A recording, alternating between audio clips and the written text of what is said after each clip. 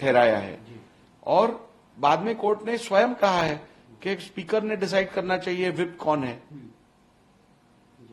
तो ये आप कैसे कह सकते हो कि स्पीकर ने सुनील प्रभु को रिकग्नाइज किया था, कोर्ट ने सुनील प्रभु को रिकग्नाइज किया था और भरत गोगावले को रिकग्नाइज नहीं किया था।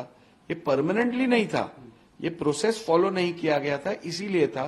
और कोर्ट ने स्पीकर को प्रोसेस फॉलो करने के लिए कहा और वापस से डिसीजन लेने को कहा। सर, जिस प्रकार से बता रहे भरत गोगावले अगर व्हिप जारी करते हैं, क्या ये व्हिप दोनों ठाकरे गुट और सिंधु गुट को लागू होता है? भरत गोगावले जो व्हिप इशू करेंगे वो शिवसेना विधिमंडल पक्ष के सभी सदस्यों को एप्लीकेबल होगा। ठाकरे गुट को जो उनके प्रेम भाई जो शिवसेना विधिमंडल गठ में है उनको एप्लीकेबल होगा। सर, इस फैसले के बाद आपको क्या लगता है कि असली शिवसेना को, जैसे आप बता रहे कि तो आपके मुताबिक असली शिवसेना में स्पीकर आप देख रहे हैं? मैंने अपने फैसले में बताया है कि 2022 में जी हाँ सर, मेरे हिसाब से कौन सा गुट असली शिवसेना था। अभी असली शिवसेना कौन सी है, शिवसेना का सिंबल किसको जाता है, पार्टी नेम किसको जाता है, इसके बारे में निर्णय इलेक्शन कमीशन ने दिया हुआ है। सर, जिस प्रकार से अपने कल ऐतिहासिक फैसला सुना, उसके बाद से बात करें संजय राउत या भी उनके जितने भी गुट उद्घाटक थे, वो कह रहे, संजय राउत खुद कह रहे कि पूरा फिक्सिंग था, ये पूरा तय था फैसला। किस तरह से फैसला सुना जाए? देखिए, अभी मैं किसी को खुश करने के लिए या कोई नाराज होगा ये विचार ध्यान में रखते हुए फैसला नहीं करता। मैं अपना फैसला कानून में जो प्राविधान है, संविधान में जो कानून प्राविधान है और सुप्रीम कोर्ट ने जो निर्णय दिया है उसमें जो प्राविधान दिए गए हैं उसके आधार पर निर्णय लेता हूं। यदि मेरा निर्णय गलत है तो आप मुझे उस निर्णय में क्या खामियां है वो बताइए। बिना खामियां बताए आप केवल विरोध करने के लिए अगर उस फैसले का निंदन करोगे, उस फैसले को अमान्य कहोगे तो उससे तो कोई बात बनती नहीं है। वैसे भी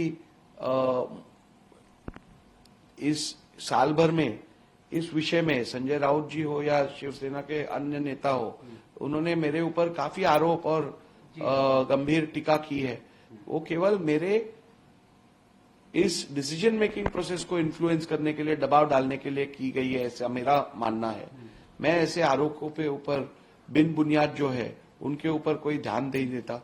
वैसे भी कुछ तो लोग कहेंगे, लोगों का काम है कहना। सर, उधर हालांकि फैसले के बाद कई लोग कई जगह खुशियां मनाए गए, कई जगह आपके खिलाफ विरोध प्रदर्शन हुआ, कई जगह आपके खिलाफ काले झंडे भी दिखाए गए। इस पूरी घटना को आप किस तरह देख रहे सर? नहीं, ऐसी घटनाओं को नजरअंदाज करना ज्यादा बेहतर है, क्योंकि जब आप न्याय देने के लिए न्यायाधीश की भूमिका निभा रहे होते हैं तो ऐसे एपिसोड से या ऐसे चीजों से आपको इन्फ्लुएंस नहीं होना होता है और इसलिए इन्हें नजरअंदाज करना बेहतर होता है। उद्धव ठाकरे ने सर आपके फैसले को कहा ये लोकतंत्र की हत्या है। उन्होंने आपके फैसले को जिस तरह, मेरा मानना है ये फैसला संवैधानिक लोकतंत्र को मजबूत करने के लिए और पार्लियामेंट्री डेमोक्रेसी को मजबूत करने के लिए एक अहम फैसला है। सर, आपके फैसले के बाद हालांकि बहुत जगह जश्न मनाए गए, लेकिन वही उद्धव ठाकरे गुट की बात करें, वो इस फैसले को एक बार आपके खिलाफ हो या आपके फैसले को सुप्रीम कोर्ट में चुनौती देने की बात करें, ओवरऑल किस तरह से आप किस तरह भारत का हर नागरिक सुप्रीम कोर्ट या हाई कोर्ट में जा सकता है, वहां पे याचिका फाइल कर सकता है। याचिका फाइल करना यानी मैंने लिया हुआ निर्णय गलत ठहराना नहीं होता है। वो अगर आपको गलत ठहराना है तो उसके लिए सबूत देने पड़ेंगे, उसके लिए आपको उसमें जो खामियां है वो बतानी पड़ेगी।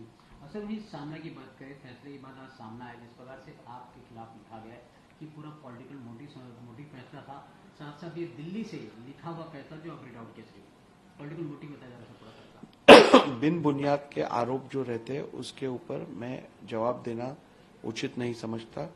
अगर पॉलिटिकली मोटिवेटेड निर्णय होता तो शायद मैं किसी एक गुट को अपात्र ठहरा सकता था, लेकिन मुझे ऐसा काम नहीं करना था जिस पे लीगल बेसिस नहीं हो, जिसको लीगल जस्टिफिकेशन में नहीं दे पाऊं।